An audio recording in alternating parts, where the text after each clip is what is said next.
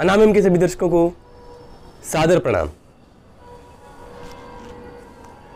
हमारा देश एक कृषि प्रधान देश है और तरह तरह के अन्न का उत्पादन हमारा देश करता है। अब हमारा देश गेहूं और धान को अन्न में सबसे ज़्यादा उगाता है, लेकिन हरित क्रांति से पहले हमारे देश में मोटा अनाज उगाया जाता था, जिसे मिलेट्स आजकल कहा जाता है। मैं आपको पहले से ही बताता चला आ रहा हूं कि आजकल लगभग लाइफस्टाइल रिलेटेड जो बीमारियां हो रही हैं उनकी जड़ गेहूं ही है। आप गूगल करके एक पुस्तक देख सकते हैं जिसका नाम है व्हीट बेली।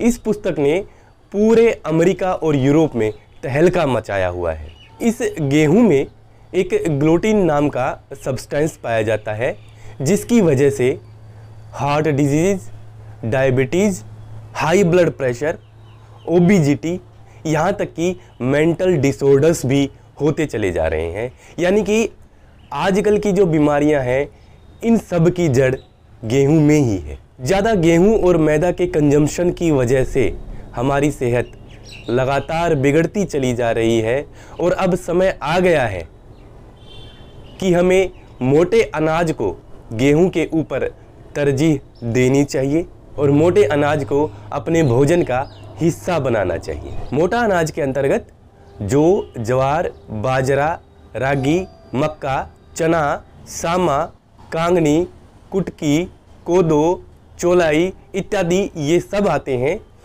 और इनमें सिंचाई की बहुत ज़्यादा आवश्यकता नहीं होती है, ना ही बहुत ज़्यादा मेहनत की ज़रूरत होती है, इसलिए इसे मोटा अनाज कहा जाता है।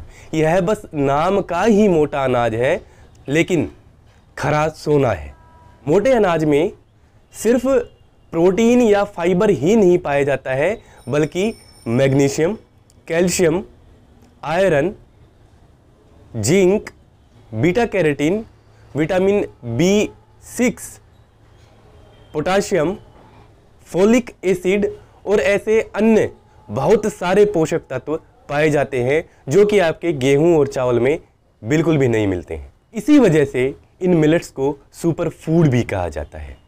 तो आइए जानते हैं इन मिलेट्स को खाने से हमारे शरीर को क्या क्या फ़ायदे मिलते हैं और किन बीमारियों की रोकथाम होती है। कैल्शियम की प्रचुर मात्रा होने की वजह से हमारी हड्डियां मजबूत रहती हैं, कैल्शियम की कमी बॉडी में नहीं आती है। हाई फाइबर मिलता है, इसलिए पेट संबंधी किसी भी तरह की बीमारी हमारे शरीर में नहीं आती है। मिलेट्स वजन कंट्रोल करने में सहायक होते हैं। जो दुबले पतले लोग हैं उनका वजन थोड़ा बढ़ जाता है और जो मोटे लोग हैं उनका वजन थोड़ा घट जाता है, इसलिए वजन बैलेंस रहता है। आयरन होने की वजह से एनीमिया होने का खतरा नहीं रहता है। ब्लड में HB पूरी मात्रा में रहता है। ग्लूटीन नहीं होने की वजह से डायबिटिक और हार्ट पेशेंट्स के लिए सर्वोत्तम अनाज मिलेट्स ही है। रोग प्रतिरोधक क्षमता को यानी कि इम्यूनिटी को बूस्ट करते हैं और लाइफस्टाइल की वजह से हो रहे रोगों की रोकथाम भी होती है। अब जानते हैं इन मिलेट्स का सेवन हमें किस तरह से करना चाहिए। जिस तरह से हम गेहूं का आटा पिसवाते हैं उसी तरह से इन मिलेट्स को भी इकट्ठा करके इनका आटा पिसवा लेना चाहिए। इन मिलेट्स की क्वांटिटी आप अपनी स्क्रीन पे देख सकते हैं कि कौन सा अनाज कितनी क्वांटिटी में लें और इन सब को मिलाकर इसका आटा पिसवा लेना चाहिए। अब जबकि हम गेहूं के आदी हो चुके हैं तो जितना हम गेहूं लेते हैं उसका 10% ये मोटा अनाज अपने आटे में मिला लें, फिर उसकी रोटियां बनाकर 1 महीने तक सेवन कीजिए। इसके बाद 10% बढ़ा दीजिए, यानी कि 10 किलो गेहूं में 2 किलो मोटा अनाज। इसी तरह से हर महीने 10% हम बढ़ाते चले जाएंगे और 5 महीने के बाद आधा गेहूं और आधा मोटा अनाज का आटा हमारे पास होगा, जिसका हमें सेवन करना चाहिए। इस तरह से यदि आप प्योरली मोटे अनाज पे आ जाएंगे और गेहूं को पूरी तरह से बंद कर देंगे तो यह सर्वोत्तम होगा। अन्यथा गेहूं में मोटे अनाज का मिश्रण करके यदि खाना खाया जाए तो यह मल्टीग्रेन कहलाएगा और शरीर को बहुत ही ज़्यादा फायदे मिलेंगे।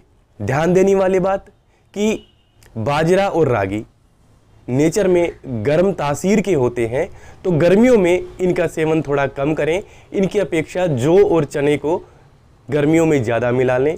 इसी तरह से जौ और चना जो होता है वो ठंडे नेचर का होता है तासीर में, तो इनका सेवन सर्दियों में कम करें और बाजरा और रागी की क्वांटिटी सर्दियों में बढ़ा दें।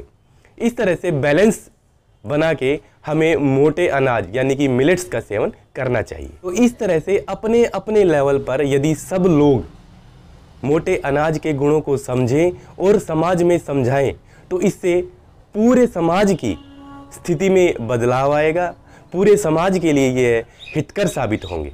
तो आशा है योग और मोटे अनाज को आप अपने जीवन का हिस्सा बनाएंगे। मोटे अनाज की जो रेसिपी मैंने बताई है उसका आप इस्तेमाल करेंगे। आने वाली वीडियोज़ में आपसे फिर मिलता हूं, तब तक के लिए सादर प्रणाम। आरोग्यवान भवतु।